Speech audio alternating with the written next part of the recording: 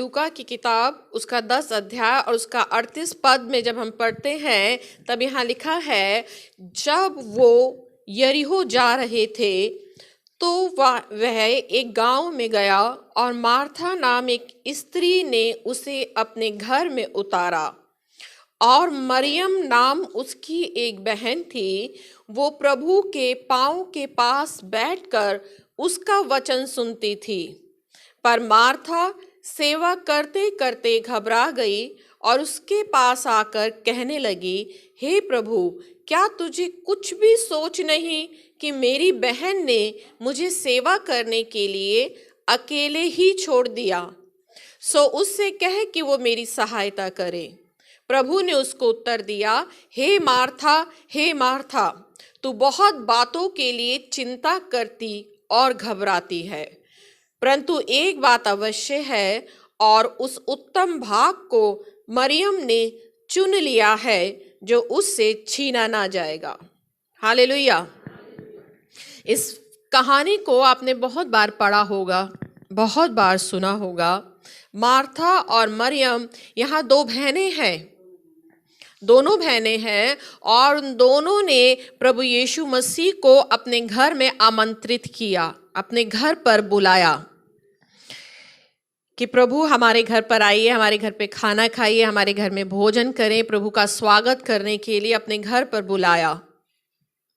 और यहाँ लिखा है कि मार्था नाम एक स्त्री उसके घर पर उतारा और उसकी मरियम उसके बहन थी और वह उसके पांव के पास बैठकर उसका वचन सुनती थी। अब प्रभु यीशु मसीह मार्था के घर पर आए हैं, तो प्रभु यीशु मसीह अकेले तो आए नहीं होंगे। प्रभु यीशु मसीह कितने लोग चलते थे? प्रभु यीशु मसीह और 12 चेले, और इसके साथ में एक बड़ी भीड़ भी हमेशा प्रभु के साथ चलती थी। वो बड़ी भीड़ प्रभु यीशु मसीह, 12 चेले, मार्था और मरियम के घर पर आए। अब सोचो जरा, आप कल्पना करो कि आपके घर में अचानक से भीड़ आ जाए। आपने अपने पास्टर, अपने अगुवे को बुलाया और उनके साथ में 12 चेले जो उनके प्रिय शिष्य हैं वो तो आए। अब आप अपने पास्टर का स्वागत करोगे तो उनके साथ में जो उनके चेले हैं आप उनका भी उतना ही वेलकम करोगे, स्वागत करोगे।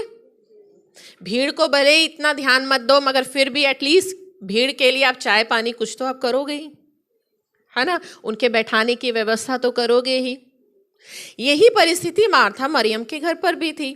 यहाँ लिखी है वो दोनों बहनें थी और दोनों बहनों में से मरियम क्या कर रही थी? मरियम प्रभु के पांव के पास बैठकर उसका वचन सुन रही नहीं रही थी।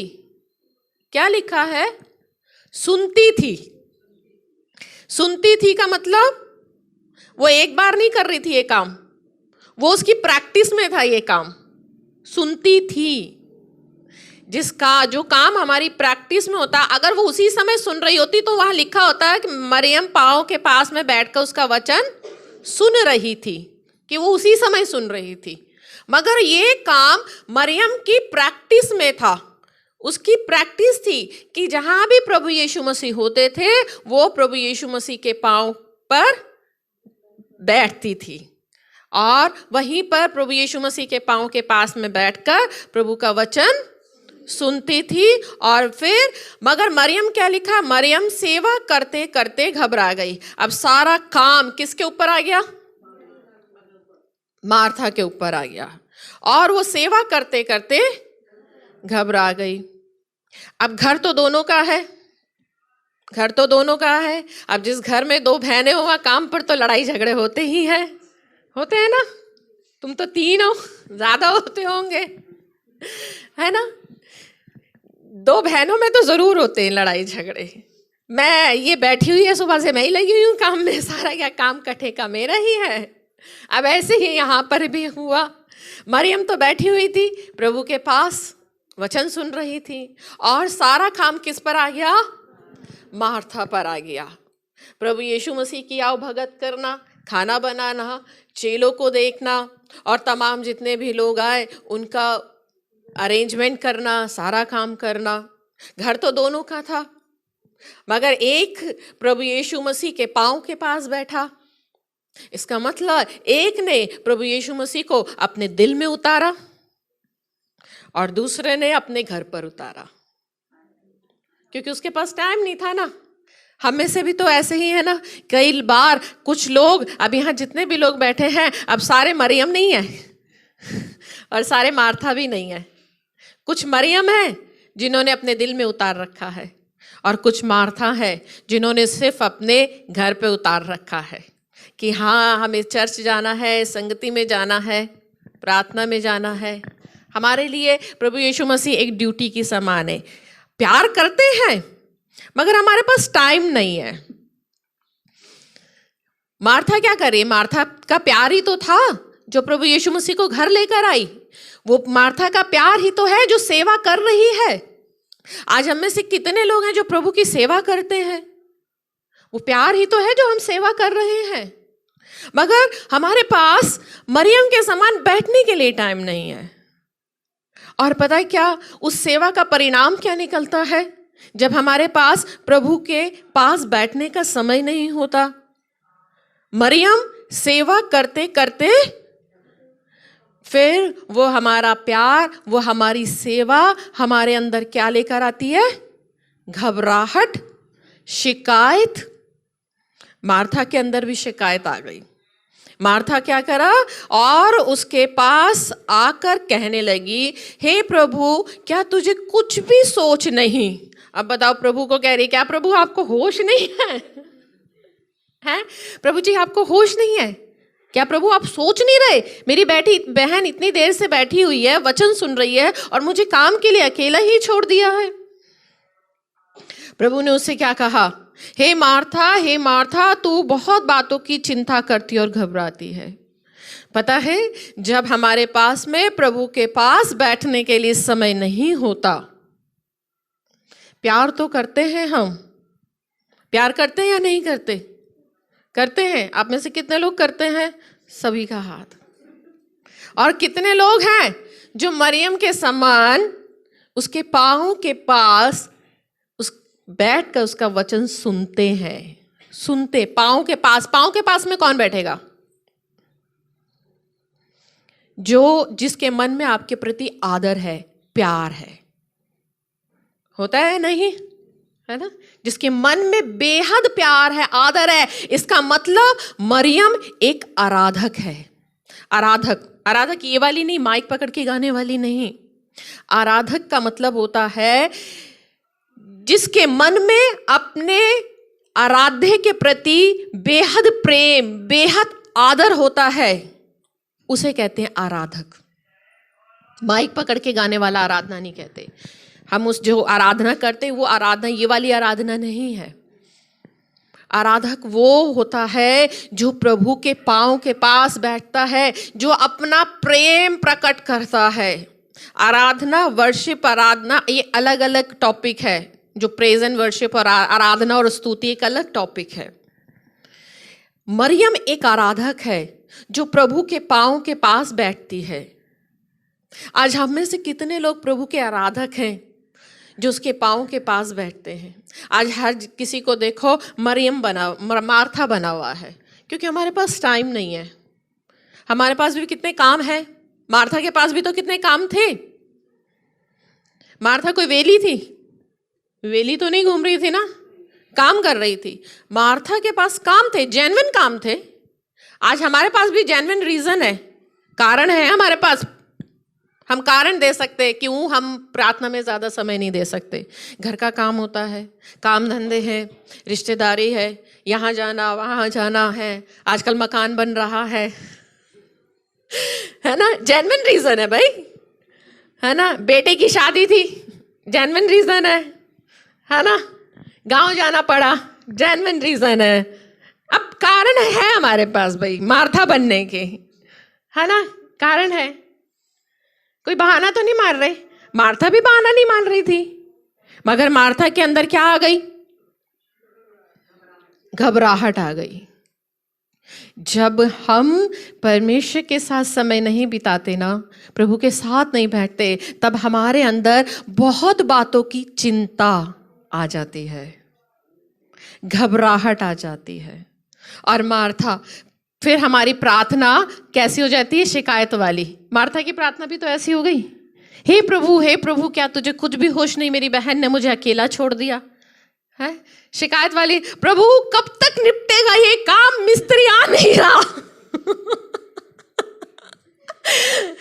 है प्रभु कब होगा ये काम खत्म, है ना। कई बार ऐसी शिकायत पूर्ण आ जाती है।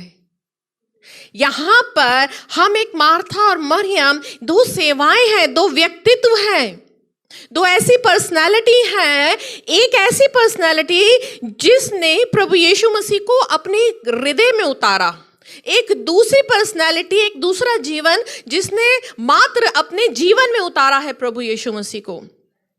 आज बहुत से ऐसे लोग हैं जो मात्र अपने जीवन में प्रभु को यीशु को जगह देते हैं, वो अपने हृदय में जगह नहीं देते हैं। उनके पास में समय नहीं है प्रभु के पास बैठने का।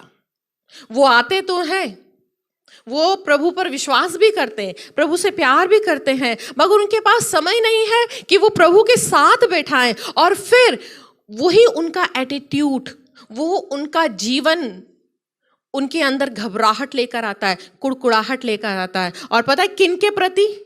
मरियम जैसे लोगों के प्रति।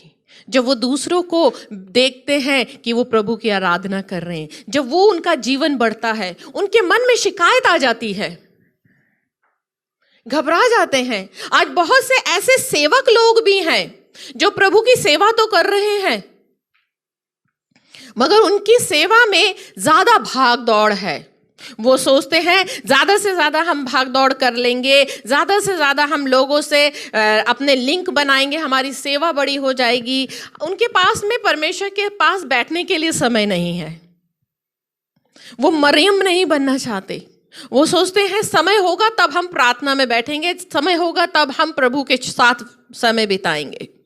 आज सेवा इतनी बढ़ चुकी है तो हमारे पास समय नहीं रहता है प्रभु के पास बैठने का। ये एटीट्यूड हमारे अंदर घबराहट को लेकर आता है, चिंता को लेकर आता है। आप में से कितने ऐसे लोग हैं जो प्रभु में है फिर भी उनके अंदर घबराहट रहती है, चिंता रहती है या नहीं रहती? रहती है ना। वो चिंता क्यों रहती है? क्योंकि हम मरियम नहीं बनना चाहते ना, क्योंकि हम प्रभु के चरणों में बैठना नहीं चाहते, प्रभु के साथ समय नहीं बिताना चाहते।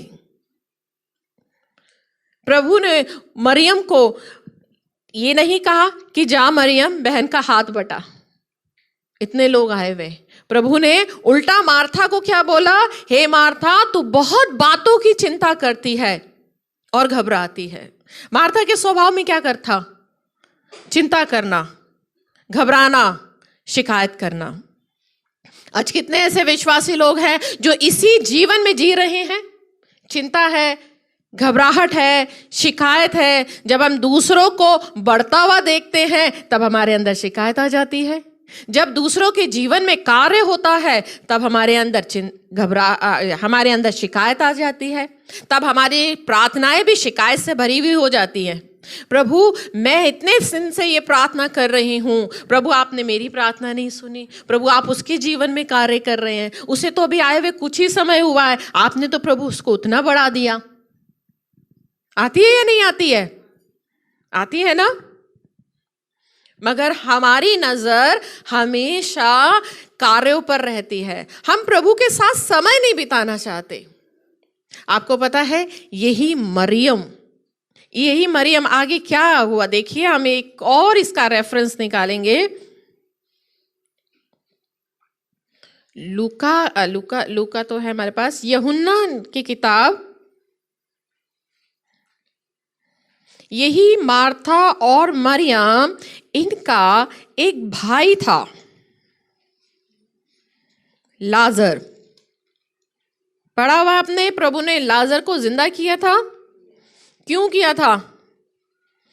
कभी आपने सोचा कि लाजर को कैसे जिंदा किया? कैसे जिंदा किया? विश्वास के द्वारा। किसके विश्वास के द्वारा? मरियम के विश्वास के द्वारा। कैसे जिंदा किया? मरियम ने विश्वास किया था। देखिए मैं आपको एक बताती हूं। देखिए यहाँ पर लिखा है, पूरी कहानी में अगर आपको पढ़ के सुनाऊं, सुनाने की तो जरूरत नहीं है, आप सब जानते हैं। 4 दिन का लाजर था, मर गया था। 4 दिन बाद प्रभु यीशु मसीह बैतनिय्याह के गांव में आए, और जब 4 दिन के बाद में प्रभु यीशु मसीह बैतनिय्याह के गांव में आए, तब जैसे ही प्रभु यीशु मसीह वहां पर गांव में आए, तब प्रभु यीशु मसीह को आकर ये मालूम हुआ कि उसे कब्र में रखे हुए 4 दिन हो चुके हैं। जब प्रभु यीशु मसीह बैतनिय्याह के गांव में आए, प्रभु यीशु मसीह को पता चला कि लाजर को मरे हुए 4 दिन हो चुके हैं। उस घर में तीसरा भी हो चुका होगा, है ना। तब प्रभु यीशु मसीह को पता चला, और 10-20 पद कहता है, और 19 में लिखा है, और बहुत से यहूदी मार्था और मरियम के पास उनके भाई के विषय में शांति देने के लिए आए। अभी उस घर में मातम का माहौल था। तब मार्था यीशु के आने का समाचार सुनकर उससे भेंट करने को गई, परंतु मरियम घर पर बैठी रही। जैसे ही प्रभु यीशु मसीह गांव में एंट्री लिए, वैसे ही मार्था प्रभु यीशु मसीह से मिलने के लिए गांव में गई, मगर मरियम क्या रहा, घर पर ही। मरियम को जाने की जरूरत नहीं पड़ी, क्योंकि मरियम के अंदर दुख ज्यादा था, उसके अंदर दुख था, इसीलिए वो बैठी रही। मार्था के अंदर खलबली मची होगी, एक्साइटमेंट। जो व्यवहारिक लोग होते हैं ना, उनके अंदर ज्यादा होती है, मगर जो आराधक होते हैं ना, उनके अंदर शांति होती है। जो मार्था थी, वो दौड़ी हुई गई प्रभु यीशु मसीह के पास, और मार्था ने जैसे ही प्रभु यीशु मसीह को देखा, मार्था ने यीशु से कहा, हे प्रभु, यदि तू यहाँ होता तो मेरा भाई कदापि ना मरता। और अब भी मैं जानती हूं कि जो कुछ तू प्रभु से मांगेगा, परमेश्वर तुझे देगा। और प्रभु यीशु मसीह ने उससे कहा, तेरा भाई जी उठेगा। और उसने कहा, प्रभु, मैं जानती हूं कि अंतिम दिन पुनरुत्थान के समय वो फिर से जी उठेगा। तब प्रभु ने कहा, पुनरुत्थान और जीवन मैं ही हूं, यदि कोई मुझ पर मर भी जाए तो भी वो जिएगा। प्रभु यीशु मसीह को देखकर वो प्रभु यीशु मसीह के पास में गई और कहने लगी, हे प्रभु, यदि तू यहां होता तो मेरा भाई ना मरता। मृत्यु एक ऐसी चीज है, जब किसी परिवार में आती है, तब हर एक व्यक्ति को विश्वास तोड़ देती है। कई बार जब बहुत से विश्वासियों के परिवारों में मृत्यु होती है, किसी भी उनके व्यक्ति की, वो टूट जाते हैं विश्वास से। वो बहुत कठिन समय होता है, क्योंकि उनके मन में एक सवाल आता है, सेम यही, हे प्रभु, यदि तू होता तो मेरा भाई ना मरता। प्रभु, अगर आप होते तो प्रभु मेरा भाई नहीं मरता। प्रभु, आप कहाँ थे? प्रभु, आपने क्यों मरने दिया? प्रभु, आपने ऐसा क्यों होने दिया? प्रभु, आपने बचाया क्यों नहीं? जब हमारा प्रिय मरता है, कोई होता है ना, और हम उस समय चाहते हैं कि काश ऐसा कोई चमत्कार हो जाए कि ये जिंदा हो जाए। जब हमारे पापा की डेथ हुई थी, तब हमारे पापा की बॉडी नीचे थी और ऊपर चर्च चल रहा था। हम अंदर से टूटे हुए थे, मगर हमने परमेश्वर की सेवा को रुकने नहीं दिया। ऊपर चर्च था, नीचे उनकी मिट्टी थी, हमने रुकने नहीं दिया। हमने ये सवाल नहीं किया कि प्रभु ऐसा क्यों हुआ, क्योंकि जीवन का एक सत्य है, जो आया है उसे जाना है। तरीका अलग अलग है, कोई किसी तरीके से जाता है, कोई किसी तरीके से जाता है। हमें भी अपने पिता से प्यार था, मगर हमने परमेश्वर से ये सवाल नहीं उठाया कि प्रभु अगर आप होते तो हमारे पापा नहीं मरते। बहुत से परिवार बहुत से लोग विश्वास से टूट जाते हैं, टूटे भी हैं जब उनके प्रिय की मृत्यु हुई। ऐसे ही इन दो भाइयों का दो बहनों में एक भाई था लाजर। तो स्वाभाविक है प्यार तो करती होंगी, प्यार होगा क्योंकि एक भाई है, इकलौता भाई है, और वो ही मर गया। इसीलिए मार्था दौड़ी दौड़ी प्रभु के पास में गई और प्रभु से कहने लगी, प्रभु अगर आप होते तो मेरा भाई ना मरता। प्रभु ने उससे कहा कि तेरा भाई जी उठेगा, क्योंकि पुनरुत्थान और जीवन मैं ही हूं।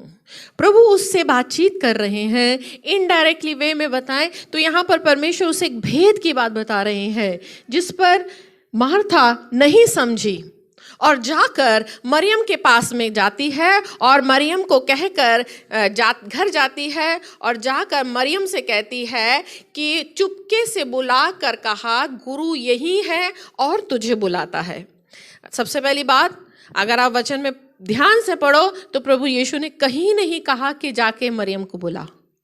मार्था ने अपनी तरफ से बोल दिया, ये सेंटेंस अपनी तरफ से बोल दिया, क्योंकि उसे पता था कि प्रभु यीशु मसीह का लगाव भी मरियम से है ज़्यादा, क्योंकि परमेश्वर अपने आराधकों से प्यार करता है।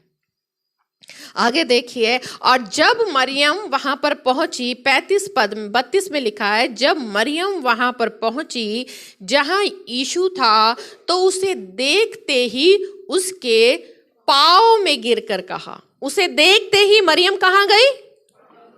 पाँव में। और मार्था ने जैसे ही प्रभु यीशु मसीह को देखा उससे कहा। दोनों में फर्क है ना? दुख तो दोनों का सेम है, भाई तो दोनों का गया है, मृत्यु तो दोनों के घर में हुई है, समस्या तो दोनों की एक है।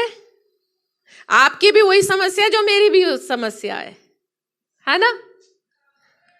दोनों बहनों की एक ही समस्या है, मगर दोनों का तरीका तो देखो क्या है। एक जाते ही प्रभु से बोल रही है, प्रभु यदि तू यहां होता तो मेरा भाई ना मरता। और यही बात मरियम ने भी कहा, और मरियम वहां पहुंची जहां यीशु था, उसे देखते ही उसके पांव पर गिरकर कहा, हे प्रभु यदि तू यहां होता तो मेरा भाई ना मरता। एक ही प्रार्थना, सोचो जरा, जब एक ही प्रार्थना दो व्यक्ति करते हैं, एक की तो प्रभु फटाक से सुन लेते हैं। क्यों प्रभु, आप वो क्या लाडला है आपका? है क्या होता है कि एक की प्रार्थना प्रभु ने सुन ली। पता है क्यों? क्योंकि उसने दुख में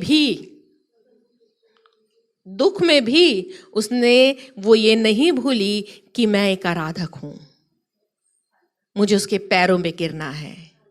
वो अपनी जगह नहीं भूली। हम तो दुख में भूल जाते अपनी जगह, मार्था बन जाते हैं, क्योंकि मार्था का स्वभाव क्या था? बहुत बातों की चिंता करना और घबराना। हम मार्था बन जाते हैं ना, घबराहट आ जाती है, चिंता आ जाती है। मगर मरियम तो उस दुख में भी, जबकि उसके घर में मौत हुई है, इकलौते भाई की मृत्यु हुई है, तो भी वो यीशु के पैरों में गिर गई और कहा, हे प्रभु यदि तू यहां होता तो मेरा भाई ना मरता। अब दोनों की एक ही प्रार्थना है, और दोनों की प्रार्थना में प्रभु यीशु मसीह का रिएक्शन देखो। और 35 पद में कहा है, यीशु के आंसू बहने लगे। हालेलुया! कितनी सुंदर प्रार्थना, छोटी सी प्रार्थना। ऐसी कौन सी प्रार्थना है, ऐसी कौन सा व्यक्ति है जो यीशु को रुला सकता है? बाइबल में कहीं पढ़ा कि प्रभु यीशु मसीह रोए हैं? प्रभु यीशु मसीह पे थूका गया तब प्रभु यीशु नहीं रोए? प्रभु यीशु के चेले छोड़कर चले गए तब प्रभु यीशु नहीं रोए? प्रभु यीशु मसीह को कोड़े मारा गया तब प्रभु यीशु नहीं रोए? प्रभु यीशु मसीह कब रोए? जब उसका आराधक रोया। प्रभु यीशु मसीह उन लोगों के दुखों पे रो पड़ते हैं जो उसके आराधक होते हैं। अगर आप आराधना करने वाले व्यक्ति हैं, आप उसके प्रेम में डूबने वाले व्यक्ति हैं, अगर आप वो व्यक्ति हैं कि आप उसके चरणों में बैठने वाले व्यक्ति हैं, तो आप रोगे ना तो वो भी रोता है। वो भी रोता है आपके साथ में। वो उन लोगों के साथ में रोता है जो उसके पैरों के पास में बैठते हैं। वो उन लोगों के लिए नहीं रोता, उन लोगों की प्रार्थनाओं में नहीं रोता जो उसके पास में शिकायत लेकर पहुंचते हैं कि प्रभु मुझे लोगों ने अकेला छोड़ दिया। मार्था के अंदर अकेलापन भी तो आ गया। एक पॉइंट तो हम भूल ही गए, क्या आ गया? शिकायत, प्रभु लोगों ने मुझे अकेला ही छोड़ दिया है।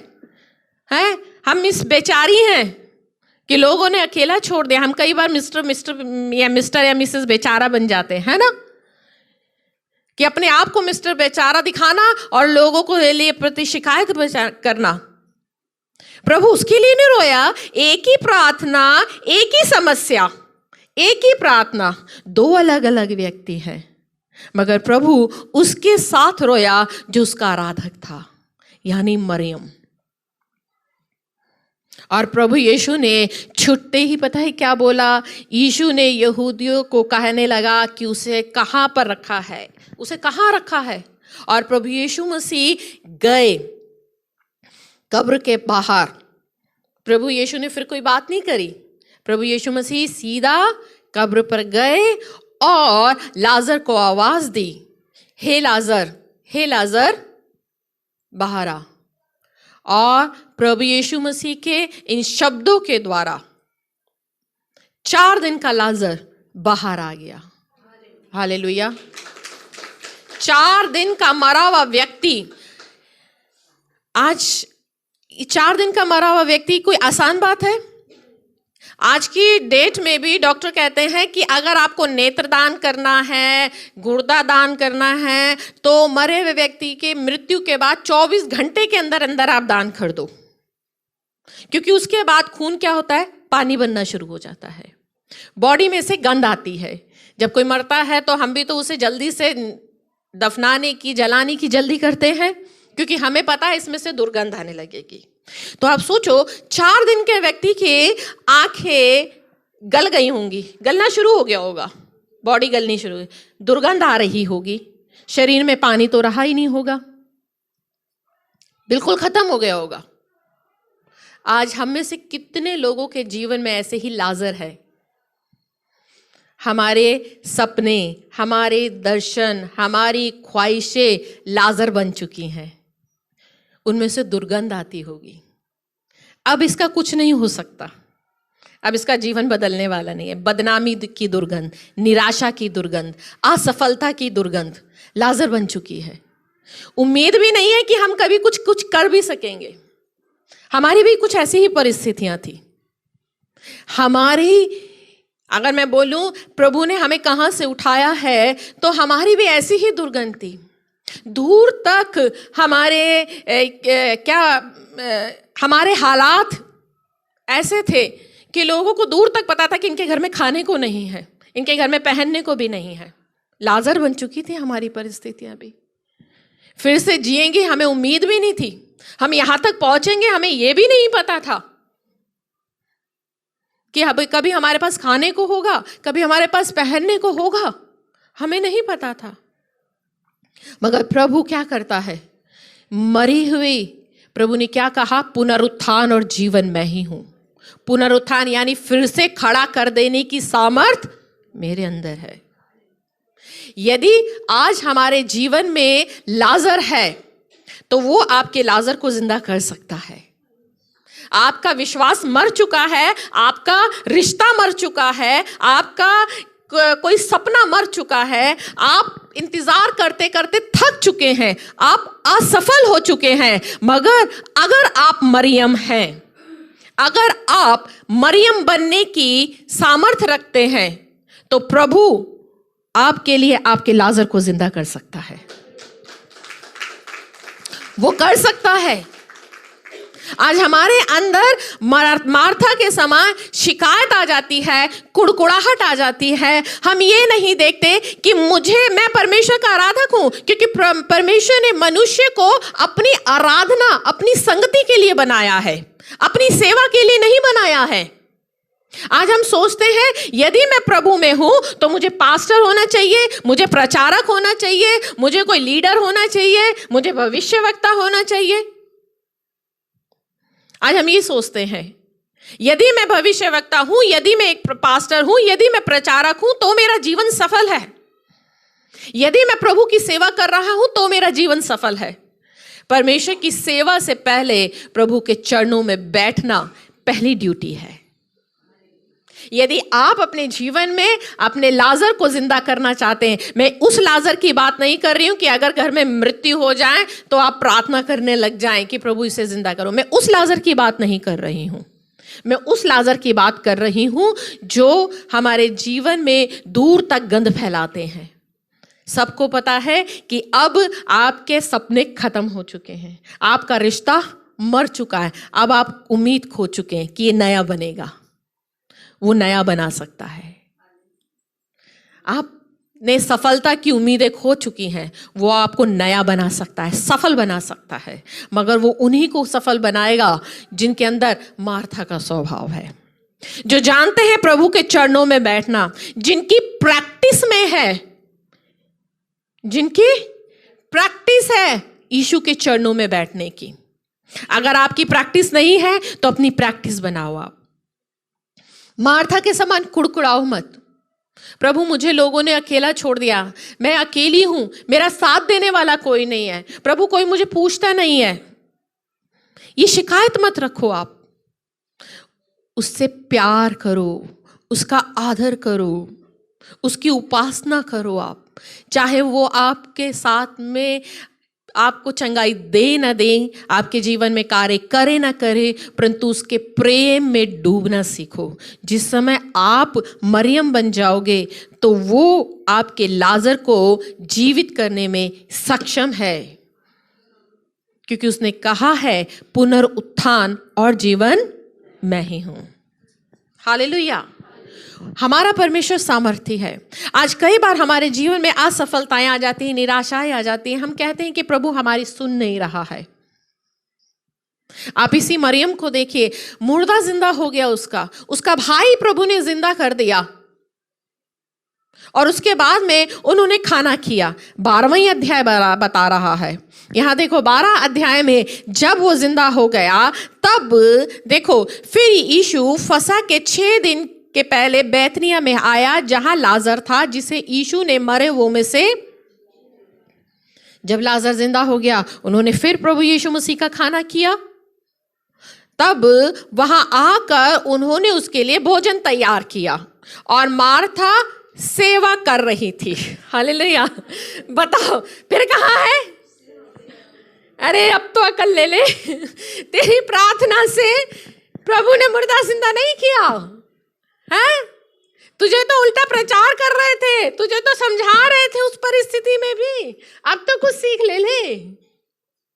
प्रभु ने कह भी दिया है तुझे 2 बार, फिर भी नहीं समझी, फिर भी कहाँ लग गई। कुछ लोग ऐसे होते हैं, कितना भी प्रचार कर लो, कितना भी सिखा लो, है हम वैसे ही रहेंगे। हम जैसे हैं हम वैसे ही रहेंगे। मार्था भी ऐसे ही, वो फिर सेवा में लग गई। और तब लाजर उसमें से, और तब मरियम ने जटामासी का आधा सेर बहुमूल इत्र लेकर यीशु के पांव पर डाला और उसको बालों से, और अपने बालों से उसके पांव को। मार्था फिर कहां पहुंची? मरियम कहां पहुंची? चरणों में। और तो और क्या लेकर? बहुमूल इत्र। और मैंने एक किसमें कहीं पर पढ़ा था, सुना था कि ये इत्र उस समय इज़राइल में नेपाल और किसी अन्य देश से, नेपाल की और कौन सी एक और जगह थी, वहां के कीमती फूलों में से निकाला गया इत्र था। ये उस समय बहुत महंगा था। आप सोचो उस समय तो कोरियर का कोई सिस्टम नहीं था, ट्रांसपोर्ट नहीं था। कैसे 2000 साल पहले वो इत्र गया होगा और उस समय वो कितना महंगा होगा, उस समय वो कितना कीमती रहा होगा, जिस समय कोई ट्रांसपोर्ट नहीं है, कोई कोरियर नहीं है, इधर से उधर सामान जाने का कोई सुविधा नहीं है। इतना महंगा इत्र उसने प्रभु यीशु के पैरों में डाला और उनको बालों से पूछा। ये एक आराधक का चिन्ह है। वो आराधना कर रही है उस समय भी जिस समय उसके जीवन में उसका लाजर यानी मुर्दा जिंदा हो गया। एक आराधक जो होता है ना, कभी भी अपनी ड्यूटी नहीं भूलता। मृत्यु हो गई है तो भी नहीं भूलेगा, दुख में भी नहीं भूलेगा। और जब खुशी हो जाती है तब कई बार हम खुशी में भी भूल जाते हैं। तब खुशी में टाइम नहीं मिलता, पहले रोने धोने में टाइम नहीं मिलता, फिर खुशी में टाइम नहीं मिलता, कभी बिजी होते टाइम नहीं मिलता। मगर एक आराधक किसी भी परिस्थिति में अपनी जगह नहीं भूलता। वो अपनी जगह नहीं भूली। यही खासियत है मरियम की। और इसी खासियत के चलते उसकी प्रार्थना, मात्र 2 शब्दों की प्रार्थना से प्रभु यीशु मसीह रो पड़े। अगर आप चाहते हैं कि प्रभु यीशु मसीह आपके दुख में रोए, अगर आप चाहते हैं कि वो आपका लाजर जिंदा करे, तो आपको क्या करना पड़ेगा? मरियम बनना पड़ेगा। उसके चरणों में बैठने की आदत डालनी पड़ेगी। प्रभु यीशु मसीह के सामने जब जाएं, शिकायत लेकर ना जाएं। दूसरे क्या कर रहे हैं ये ना देखें, दूसरों के जीवन में क्या हो रहा है वो ना देखें। प्रभु आपने उसको आशीष दे दी, मुझे नहीं दी। प्रभु मैं भी तो यही प्रार्थना कर रही थी। क्या जाने उसके अंदर मरियम का स्वभाव हो, तभी उसके जीवन में प्रभु काम कर रहे हैं। आपके अंदर वो बात ना हो, क्या पता प्रभु आपको और सिखाना चाह रहे हैं। तभी मार्था को भी प्रभु और सिखा रहे थे, उसे समझा रहे थे। क्या पता अभी और हमें सीखने की जरूरत हो। इसलिए जरूरी है कि हम अपने जीवन में अपने आप को मरियम बनाएं। प्रभु आप सब लोगों को आशीष दे।